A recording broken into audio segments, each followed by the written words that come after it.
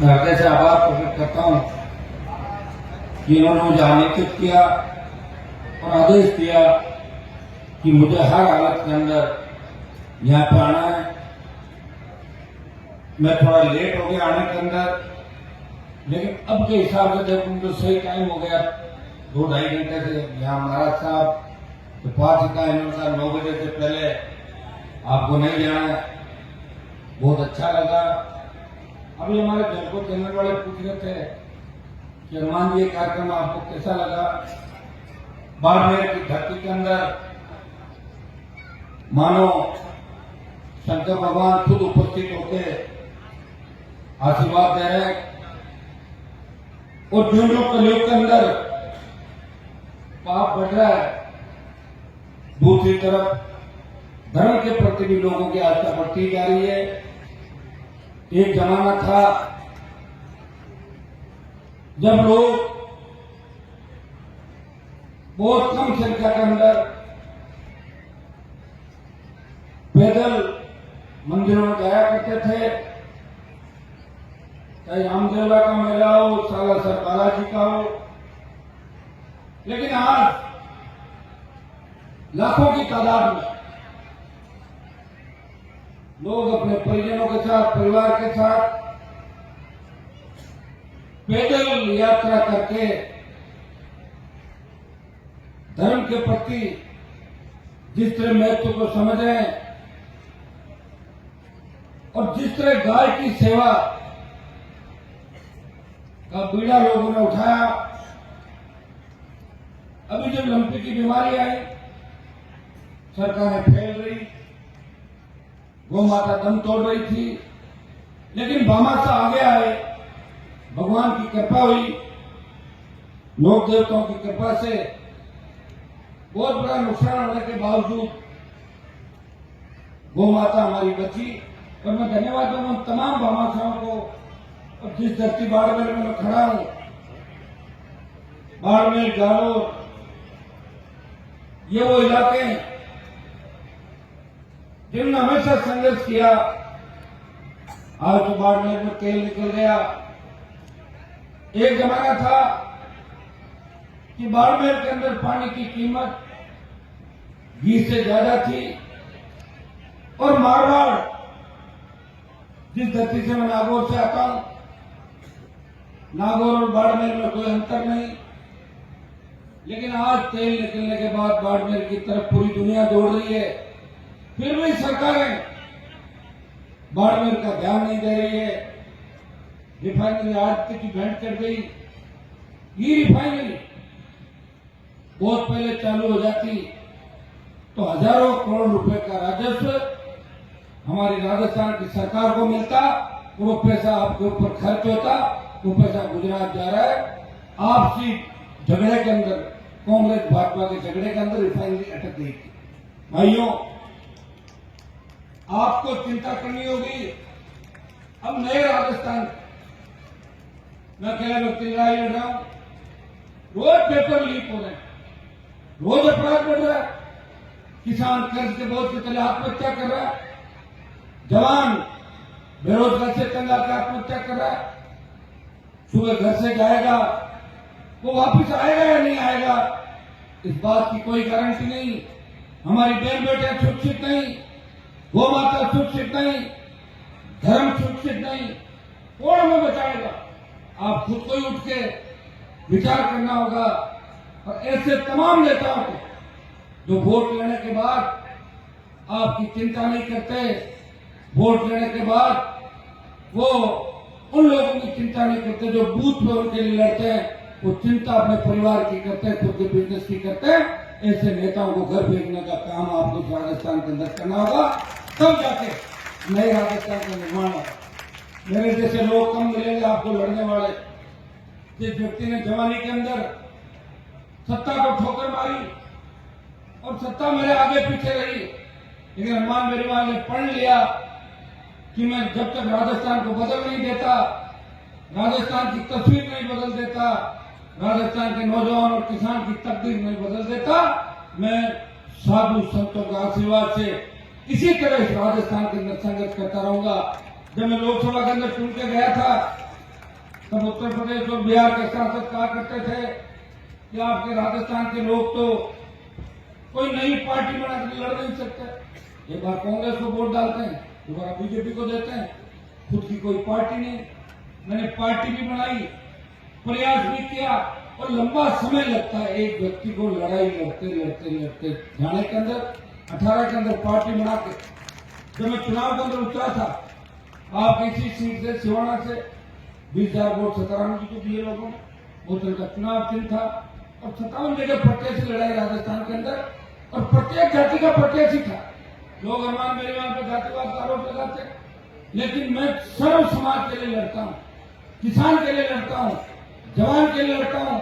जब देश का किसान तकलीफ में था तो मोदी की सत्ता छोड़कर सड़क पर कोई आया, नागौर का सांसद था जो सत्ता छोड़कर सड़क पर बैठा।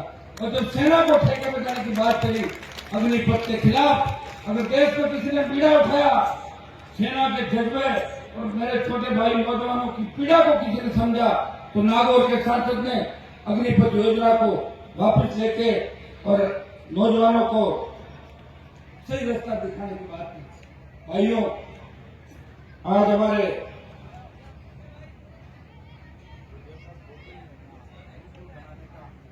हमारे महाराज जी का यहाँ गुरुकुल बनने का संकल्प है।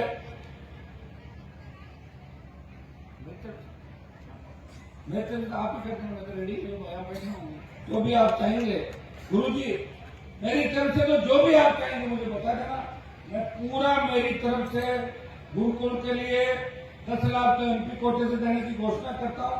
और भी क्योंकि और भी जो मैं व्यवस्था कर सकूंगा मुझे बता देंगे।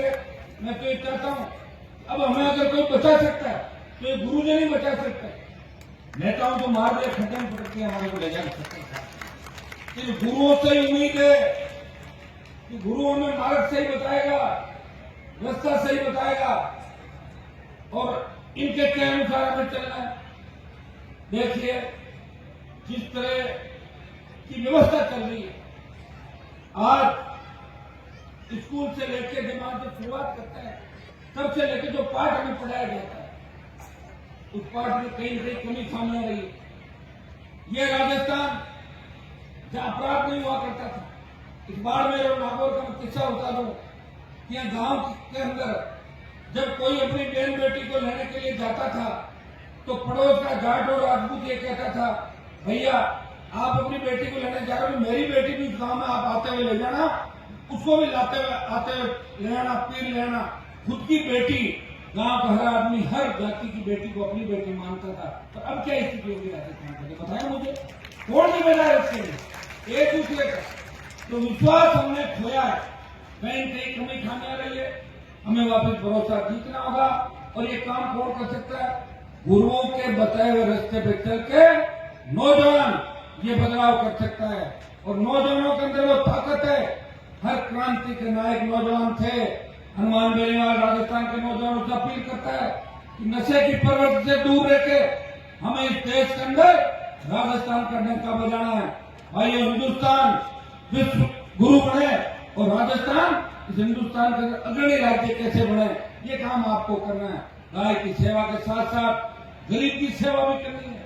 जो सक्षम जातियां हैं, आज हम सक्षम जातियों से आता है, क्या राजपूत, गुर्जर, मीणा, इन तमाम जातियों को, शेड्यूल कास्ट के हमारे भाइयों को, पिछड़े भाइयों को भी साथ लेके चलना है। अकेले हम तो सत्ता के अंदर आ सकते हैं और मैं सत्ता के अंदर आके कुछ कर सकते हैं। ये हमारी ड्यूटी बनती है कि हम तमाम लोगों को, गरीब लोगों को अन्याय नहीं करें, उनको साथ लेके चले, उनको न्याय का रास्ता दिखाएं। मेरे पे भी लोग बहुत आरोप लगाते रहते हैं, लेकिन मेरी असली जिंदगी को अगर कोई जानता है उसको लगेगा हनुमान नेता नहीं, हमारा भाई है, ये मदद करता है, और इसमें नेता वाला बिल्कुल आपको नहीं लगेगा। और इसलिए लोग रात को इंतजार करते हैं। और बाड़मेर के अंदर मैंने पहले भी कहा था, इस बाड़मेर से मेरा पूर्व जन्म का रिश्ता है। मैं बार बार बाड़मेर आता हूँ, और जब भी मैं बाड़मेर आता हूँ तो बाड़मेर के नेताओं के पेट में दर्द शुरू हो जाता है। हनुमान बाड़मेर में क्या कर रहा है? तो चुनावी साल है, मुझे तो पूरी उम्मीद है बाड़मेर से पूरे देश के अंदर ये बात चलती है। राष्ट्रीय लोकतांत्रिक पार्टी मजबूत है, तो मारवाड़ के अंदर, शेखावटी अंचल के अंदर मुझे पूरा भरोसा इस बार बाड़मेर नया बदलाव करेगा। बाड़मेर से जिस क्रांति की शुरुआत हुई थी, बाड़मेर के नौजवानों ने, किसानों ने मुझे नई ऊर्जा दी। बुखार रैली के माध्यम से देश को जगाया और कर्ज मुक्त किसान की बात अगर कहीं से चली तो नागौर से लेकर जब बाड़मेर में बुखार रैली हुई तो देश में कर्ज मुक्त किसान की बात चली। भाइयों, इतना ही विश्वास दिलाता हूँ कि बजरी जिस तरह 600 जा रही है, टोल आपको देना पड़ रहा है, कानून का राज नहीं, भ्रष्टाचार का बोलबाला है। मैं बजरी की दरें भी कम कराऊंगा पूरे राजस्थान के अंदर। समय लग सकता है, आगामी दिनों के अंदर बड़े आंदोलन राजस्थान के अंदर होंगे। और बिजली, टोल, रोजगार, अरे हमारी जो बेटियां बैठी है, बहनें बैठी है, ये एक बात कहती है कि स्कूल खुलाओ, कॉलेज खुलाओ, ये सही है, हम बहुत पीछे रह गए, लेकिन आने वाला समय आपका इतना भरोसा मैं दिला सकता हूँ। जब गुरुजी ने शुरुआत करी और इस प्रांगण के अंदर आके ऐसा लग रहा है कि जैसे सतयुग का वास हो रहा है, सतयुग के अंदर बैठे और शंकराचार्य जी का पदार्पण हुआ और उनके दर्शन का लाभ मुझे भी मिला। और मैं तो ये भी कहना चाहूंगा कि जो नेता यहाँ नहीं आएंगे वो निश्चित रूप से आशीर्वाद उनको जो मिलना वो नहीं मिलेगा। तमाम उन नेताओं को जिनको गुरुजी ने आमंत्रित किया, यहाँ कल और परसों 2 दिन बचे, सबको आके और आशीर्वाद प्राप्त करना चाहिए। मैं गुरुजी को इतना ही विश्वास दिलाता हूँ, आप जवान हैं, ऊर्जावान हैं और बाड़मेर की धरती ने बहुत से गुरुजन इस देश को दिए। ये हमारी संस्कृति को बचा कर खड़ा है बाड़मेर। ये वो जिले हैं, एक तरफ पाकिस्तान खड़ा है, फिर भी चिंता नहीं करते, हिम्मत वाले और पाकिस्तान से लड़ने के लिए हर समय तैयार रहते हैं बाड़मेर के लोग। देखिए पूरा सीमावर्ती इलाका है।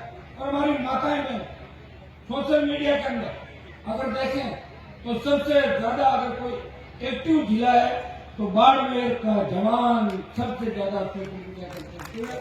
मैं आह्वान करूंगा कि जातीय जेल को हमें खत्म करना। कौन खत्म करेगा?